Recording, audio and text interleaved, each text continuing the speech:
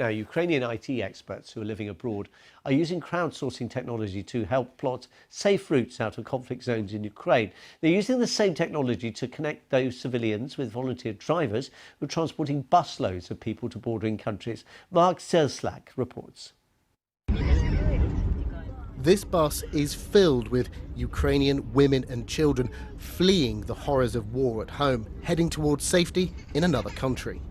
It's a journey that's been made possible by dozens of volunteers thousands of miles away. I'm organizing the evacuation of kids with cancer from Ukraine to Poland and then to Germany to a hospital. A Ukrainian software developer living in Los Angeles, Artur Kiulian was one of the people who answered the call to help made by his country's digital minister and its government. He's used his skills gained in the tech industry to create a group called UkraineNow. It's made up of volunteers organised via messaging apps. They immediately set about raising funds and arranging ways to help evacuate civilians from Ukrainian cities under Russian attack. I've been building tech startups for the last decade. I'm an engineer myself. I have a degree in systems of artificial intelligence. There's limited capacity to what's left of UN and Red Cross, and there is no one else to help. It's all civilians, evacuating civilians, and we're crowdsourcing and providing the infrastructure to support for these operations. I have the bus, I have the place for them to stay after they cross the border. It's an international effort. Civilians in Ukraine make requests for help online. These are picked up by the team in the US. They have a list of drivers and have purchased or rented buses using money they've raised. A dispatcher in the US puts the evacuating civilians in contact with those drivers, who arranges pickup. We can't go into too much detail about the methods used in order to protect the organisation from cyber and real-world attack.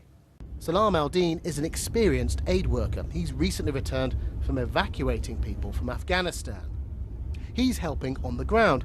I spoke to him as he journeyed away from the city of Mykolaiv with a bus full of women, children and men over 60, travelling to safety by crossing the border into Moldova.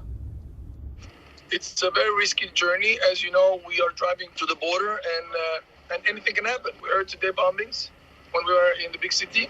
It's just insane here. Finding a safe route isn't easy, so a number of different volunteers on the ground send information and data about safer roads to the US team. They gather all of this information together to create what they think will be the safest route possible. This information is then relayed to the drivers. They're essentially crowdsourcing safe passage out of a war zone. For now, we're definitely moving closer to the western part of Ukraine to minimize the danger, but even that is not safe. The bus that we just evacuated 2 days ago went through the route that was bombed just, 10 hours after. Lots of the passengers on this bus have been sheltering in basements for days, and all have left somebody behind. Unfortunately, my parents, they stay at home, and I'm traveling alone.